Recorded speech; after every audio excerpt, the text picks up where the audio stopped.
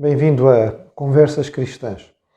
Este é um espaço em que nós procuramos olhar para as notícias, aquelas que estão, digamos, a chamar mais atenção, pensar nelas pela perspectiva de um cristão que procura ter a Bíblia como sua base de vida, de fé e de prática. Era de esperar que mais cedo ou mais tarde acontecesse.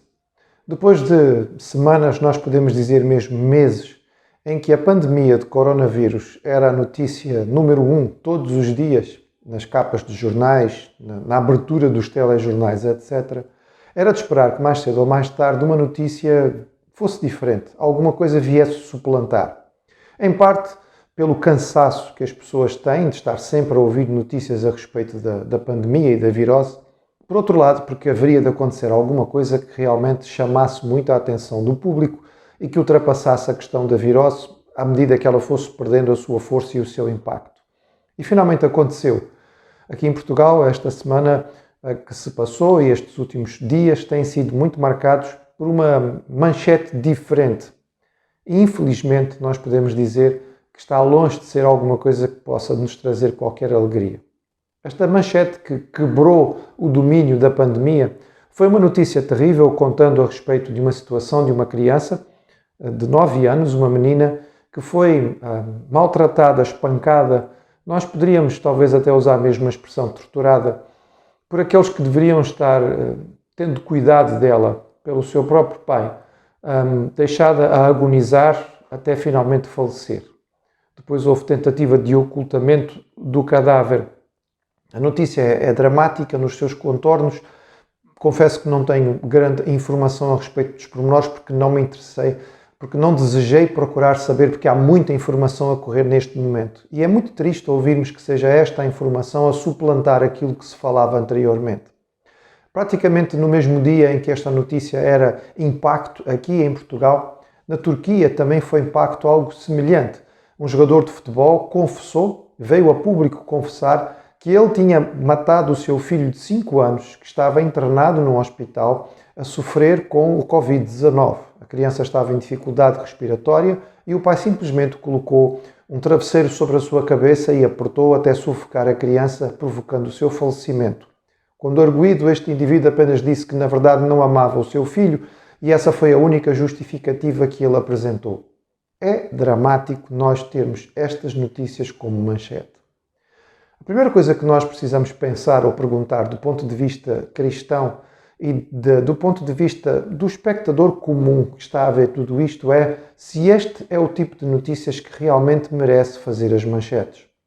Talvez alguém diga assim, mas é óbvio, esta é uma notícia muito grande, é uma notícia que tem que estar nas primeiras páginas. E a pergunta continua a ser a mesma, mas porquê? Esta não é uma notícia que inevitavelmente tem que estar na manchete. Ela foi escolhida para estar na manchete. As pessoas que colocam as capas dos jornais ou que programam a ordem pela qual um telejornal vai acontecer, o fazem com um objetivo em mente. O fazem de acordo com aquilo que compreendem que vai ser o interesse do auditório. Nós podíamos escolher e perguntar, será que não é possível nós darmos as notícias, coisas que estão realmente a acontecer sob um ponto de vista de utilidade? Qual era a utilidade que esta informação tinha para a população? Será que poderemos dar as notícias, realmente notícias, do ponto de vista daquilo que seja prático e que tenha utilidade para as pessoas no seu dia-a-dia? Não parece que seja o caso desta situação. Será que podemos pensar nas notícias como algo que possa ser de alguma forma educativo ou inspirativo para as pessoas? Informações, mas que sirvam de alguma maneira, tenham esta capacidade de inspirar as pessoas? Esta também não seria uma notícia neste sentido. Porquê que as notícias são as notícias que são? Porque as pessoas que têm o poder de escolher, escolhem estas que escolhem. E as escolhem não apenas com base na sua própria vontade, mas com base nas audiências, num auditório. Se existem pessoas que compram estes jornais e que assistem os canais de televisão que insistem nesse tipo de noticiário, é porque há muita gente interessada. E porque há muita gente interessada é que estes jornais e estes canais de televisão continuam a noticiar o que estão a noticiar. Se a população, de um modo geral, não tivesse interesse em saber destas coisas, mudasse de canal ou simplesmente desligasse a televisão, rapidamente este tipo de notícias deixaria de ter a posição que tem. e deixaria de ser realmente manchete e algo importante. Deixaria de ser feita este tipo de jornalismo em que se procura de uma forma mórbida saber os pormenores daquilo que aconteceu em algo que deveria ser realmente tão medonho que nem precisaria ser mencionado. Talvez alguém diga, mas é preciso que estas coisas sejam ditas. Isto faz parte da educação do auditório. Será que é mesmo? Quantas notícias mais destas nós vamos precisar ter para que estas coisas deixem de acontecer? Por acaso, pelo fato de elas serem anunciadas, tem diminuído a criminalidade? O homem já devia saber, já tem tempo suficiente para perceber que a maldade do coração humano não é resolvido com melhor educação, melhores recursos, melhores meios, uma justiça mais apertada, punições mais severas. Nada disso, na verdade, funciona. O que uma situação como esta nos mostra é simplesmente aquilo que é um princípio bíblico claro, expresso na palavra de Deus do início ao fim, e que nos diz que nós fomos criados inocentes, sem pecado. Fomos criados perfeitos à imagem do Criador, para viver em relação com Ele, mas nós escolhemos, por causa da liberdade que nos foi dada pelo Criador, escolhemos ficar separados dele. Escolhemos o caminho da rebeldia, o caminho da rebelião, escolhemos o caminho do pecado. E a nossa natureza é eminentemente má. Nós verificamos isto quando percebemos que diariamente as notícias nos assustam com aquilo que o ser humano é capaz de fazer de mal ao seu vizinho, ao seu irmão, àquele que lhe é mais próximo. Neste caso estamos a falar de pais que são capazes de fazer mal aos seus próprios filhos. E não nos iludamos. Nós não podemos simplesmente falar disto que está a acontecer e olhar para estas situações como se elas estivessem fora de nós. Referirmos as pessoas que cometem estas coisas como sendo eles, como se nós estivéssemos de fora e não tivéssemos nada a ver com isto. Infelizmente, todos pecaram e estão separados da glória de Deus. Infelizmente, a Bíblia diz claramente que não há nenhum justo, nenhum sequer, nenhum que busque verdadeiramente a Deus. Todos nós temos um potencial enorme para o mal. Talvez possamos dizer que dentro do coração de cada um de nós há um anjo e um demónio escondidos. Infelizmente, parece que é mais fácil o demónio mostrar as suas garras do que o anjo abrir as suas asas. E é isto que nós verificamos quando olhamos à nossa volta numa sociedade cada vez mais individualista, egoísta, egocêntrica, hedonista, preocupada apenas com o seu próprio prazer, com o seu próprio consumo.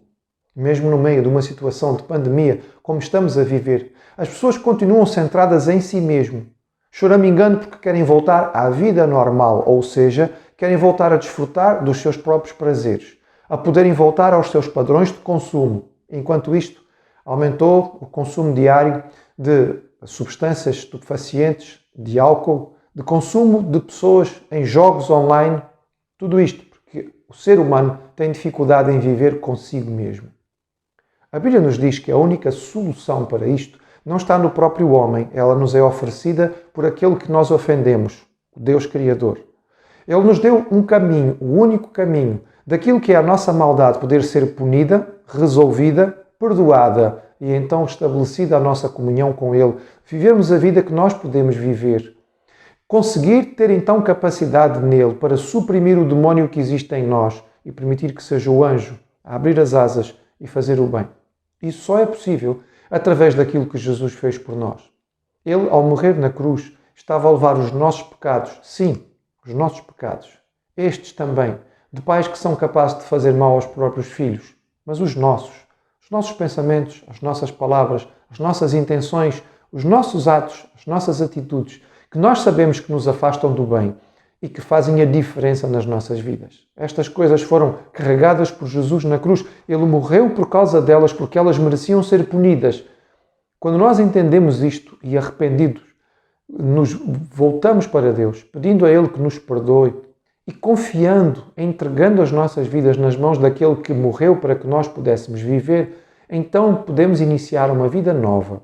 E então, sendo transformados, a Bíblia diz que tudo o que era antigo pode ser realmente abandonado e podemos começar uma nova caminhada com aquilo que Deus faz nas nossas vidas, a presença do seu Santo Espírito, desenvolvendo os verdadeiros dons de benefício que podem servir para abençoar a humanidade.